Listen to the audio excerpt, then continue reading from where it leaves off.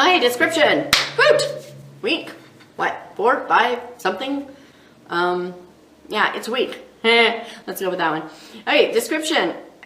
There are several schools of thought, but there are two main schools of thought, in my opinion, based upon what I listen to readers say.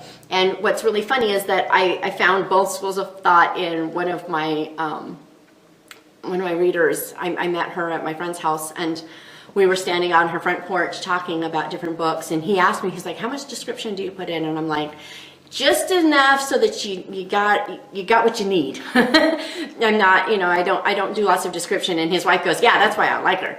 And he was like, yeah, I love lots. I love the rich, deep. And I'm like, the epic fantasy, right? And so right there in that marriage, you have both sides. It was pretty funny. It was just a perfect little imagery there. But that's kind of the divide that there is. There are those in the middle, and there are those that they don't really like lots of description unless they're reading epic fantasy or something in another world, and then they like it, and vice versa. I mean, it's all over the place, right? But the main two, right? Well, what I think is most important is that when you're working on description, it means something. And that's going to vary between author style, reader style, all that. You have to write what you want to read, what you love to read, what you enjoy, to a point.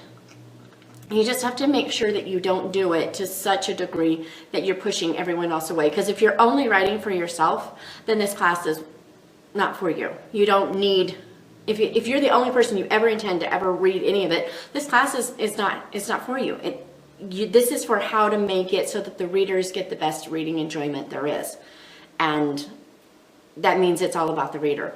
And that's what description is for. It's to help that reader feel like they're in the world. And like I said, there are two big extremes. There are those that, it's Charles Dickens and every single item in the room, or like my daughter likes to say, 18 pages describing London fog, woot, right? And you know what? I think he actually did that, but that's beside the point.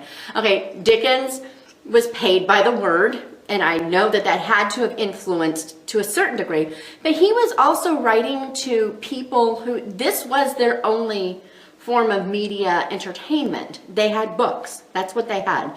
Most of them couldn't afford to go to plays, or didn't live where there were that many plays, or were a part of religious culture that didn't really allow for the theater anymore. That was becoming a little taboo in some sections. And so books, that's what they had. And so he gave them the richest, deepest experience he could. If you compare Dickens to Austen's descriptions aren't that opulent. They're rather terse almost in comparison. I write a little more like Austen. I don't give you a lot of description. I give you just enough so that you have a feel for where you are. There are some writing instructors who will tell you, make sure you have all 5 senses in all scenes. Please don't. Even if you love lots of rich descriptions, if your mind goes into that set with, I've got to make sure they can see and touch and feel and taste and smell and everything, basically it becomes like a laundry list of description. Okay, I checked that box. Okay, I got the smells down. Okay, what do I need next? Oh, she's got to feel something. What is she going to feel? Oh, I better stick a tapestry on the wall as she brushes by. Really? Yeah. Be careful. Be judicious with your description. Don't put it there just because you got to have one of the senses in the scene. It's not essential. But because I am so narrow and so focused, and I do try to avoid too much because I want to get to the story and the characters. Story and character is what matter to me. So because I do that, I sometimes leave out enough description to anchor you to the scene.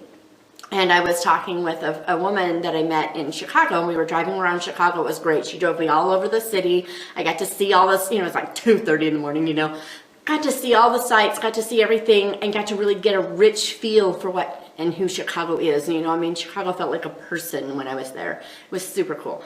But I got a feel for it. And one of the things that we talked about is when she was driving around, she said, I think that the biggest problem that I have with your writing is that sometimes I don't know, I have nothing to anchor me to the scene. I don't know if we're in a room or if we're outside or if we're, and I think usually you have a pretty good idea if you're outside or in a room. But her point is that I sometimes leave out too much. And I want to learn from that. I want to go, okay, obviously I need a little bit more. So since then I've made an effort. I'm not going to put in as much detail as some people want. I'm not their author. If people want lots of, where you feel like you're immersed into a room instead of into a story, I'm not your author. If you want to feel like you're immersed into a story and you have a sense of the room around you, then it's more like me. But once in a long while, I will forget to give enough of that room. And that's what she was talking about. So I've been making a very, very clear point of making sure that at least once or twice in a book, if a lot takes place in one room in this book, make sure that at least once or twice enough of that room gets described so that anytime anyone enters that room at some other place, at some other point in the story, they know because they've been told that already. And it's again, you can't info dump a description. Please don't enter a room and describe everything in the room in the next 3 paragraphs and then start the story. Please don't do that. It's an info dump, and you're going to lose your reader, even your readers who love description. They need a reason to know that information, even though they know that they want that information. They still need a reason to know it. So when you're giving description, find a way to just write it all out. Just get it all on that paper, sure. And sometimes that's going to mean you just leave it, and then you come back and you look at it later, because a lot of times you've just got to get it all on that paper and really look at it and see what it's like, and then cut then. But other times you really just need a break from it. You just keep writing your story, whatever, and when you go into editing, you look and you go, okay, I didn't need this, that is shown a little later. I don't need this, that is shown a little later. I don't need this because I took that out. Yeah, all that stuff, just you can cut it out then, and then you can move some of it around. Oh, wait a minute, this happens down here a little bit. I can just take this information and you start weaving it down in there. Okay, done.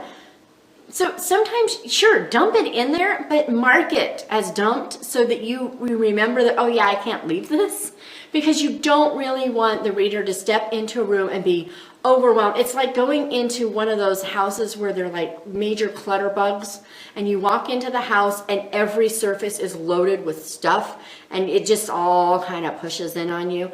That's what when you step into a story and they just load you up with massive amounts of description right away, that's what it feels like to the reader. It's just stifling. It's like, I don't know where to look first.